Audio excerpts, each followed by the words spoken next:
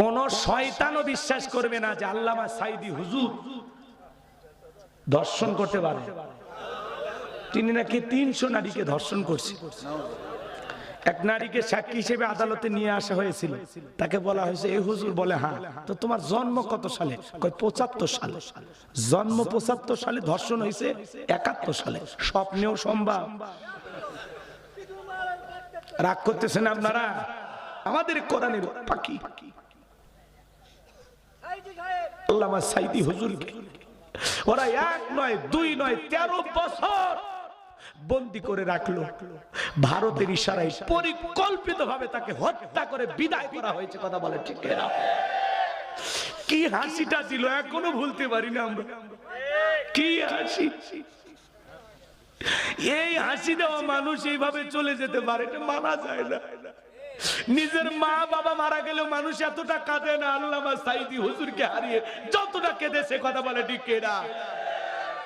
আল্লামা সাঈদীর লাশ দেওয়াটা যখন তারা ধুয়ে দিচ্ছিল, আরে কিভাবে গালে মুখে চুমা খায়।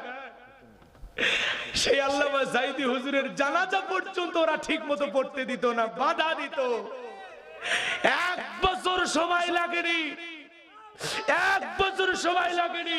আল্লামা সাঈদী হুজুরকে যারা বিদায় করে দিয়েছিল, আজকে তারা ক্ষমতার চেয়ার হারিয়ে দেশ ছাড়া হয়েছে। 1 বছরও লাগেনি, 1 বছরও লাগেনি। এই জন্য বাজার জুলুম করতে নাই।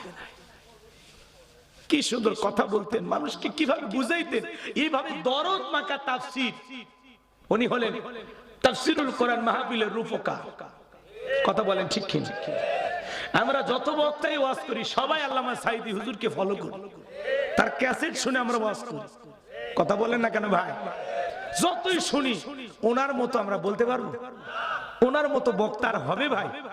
মিজানুর আজহারী ভাইয়ের জনপ্রিয়তা আছে, কিন্তু আল্লামা সাঈদীর মতো কেউ হবে না। সাঈদী একজন, 100 বছরে এমন মানুষ আর এই সোনার দেশে আসবে কিনা আমরা জানি না।